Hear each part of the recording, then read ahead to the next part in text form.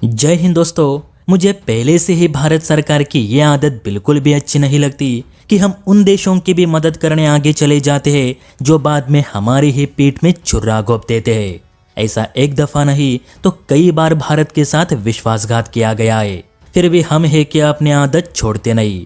तुर्की हो, मलेशिया हो, बांग्लादेश हो या इंडोनेशिया, ये सब मुस्लिम राष्ट्र भारत विरोधी कांड करने में माहिर है, जबकि भारत ने समय समय पर इनकी कितनी मदद की है। अब नेपाल को ही ले लो। आप सभी जानते हैं कि 3 दिन पहले ही नेपाल के प्रधानमंत्री प्रचंड भारत दौरे पे आए थे, जहां उन्होंने मोदी जी से मिलकर अनेकों महत्वाकांक्षी समझौते पे हस्ताक्षर किए। आपको याद नहीं तो बता दूं कि भारत ने नेपाल के साथ कुल 7 महत्वपूर्ण समझौते साइन किए हैं। इनमें सीमा पर पेट्रोलियम पाइपलाइन का विस्तार, एकीकृत जांच चौकियों का विकास, पनबिजली में सहयोग, क्रॉस बॉर्डर ट्रांजिट संधि, यानी इस संधि के जरिए नेपाल के लोगों के लिए नए रेल मार्गों के साथ ही भारत की अंतर्देशीय जल मार्ग सुविधा भी वहां के लोग इस्तेमाल कर सकेंगे।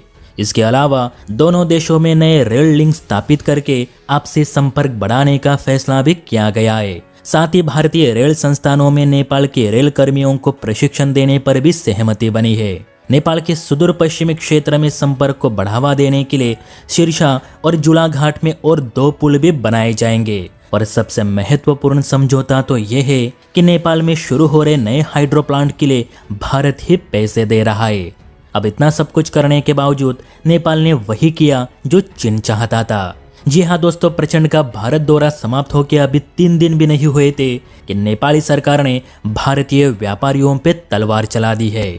देखिए, हिंदुस्तान लाइव की इस रिपोर्ट के मुताबिक नेपाल सरकार के नए फरमान के बाद नेपाल कस्टम ने भारतीय फल सब्जियों पे अतिरिक्त कर यानी करीब 13% वैट लगाना शुरू कर दिया है, जिस कारण भारतीय व्यापारियों को आलू, प्याज, हरी मटर, टमाटर, स्ट्रॉबेरी, बोड़ा, सेब और नारियल आदि नेपाल निर्यात करना मुश्किल हो चुका है।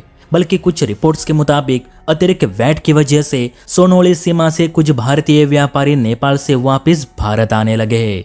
कुछ भारतीय व्यापारियों का कहना है कि इससे पहले सोनोली सीमा से प्रतिदिन फल सब्जियों की 60 गाड़ियां नेपाल जाती थी, लेकिन अतिरिक्त कर लगने के बाद से नेपाल के व्यापारियों ने भारत का माल लेना कम कर दिया है।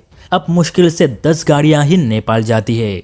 देखा जाए तो नेपाली सरकार के नए कर ने भारतीय सब्जी बाजार को बुरी तरह से प्रभावित कर दिया है, जबकि चीनी सब्जियों के लिए से कोई भी अतिरिक्त वैट की घोषणा नेपाली सरकार ने नहीं की है, जिससे कि चीन के व्यापारी नेपाल में जमकर अपना माल बेच रहे, जबकि वो भारतीय सब्जियों से महंगे भी है। नेपाली सरकार के इस कदम से अरुणाचल, यूपी और बिहार के किसानों को काफी नुकसान हो रहा है, क्योंकि यही वो राज्य है जहां से सर्वाधिक फल सब्जी नेपाल एक्सपोर्ट की जाती थी। खैर, नेपाल को इतनी सहूलियत देने के बावजूद वो आखिर चीन के गोद में ही जा बैठा। यहाँ तक कि नेपाली संसद हमारे अखंड भारत के नक्शे का तक विरोध कर चुकी है। तो आप ही बताइए दोस्तों, ऐसे पड़ोसियों का क्या करे जो पीठ पीछे छुरा घोंपने का काम करते हैं? नीचे कमेंट करके ज़रूर बताइए। और हाँ, वीडियो अच्छी लगी तो लाइक एंड सब्सक्राइब भी ज़रूर कीजिए। जय हिंद।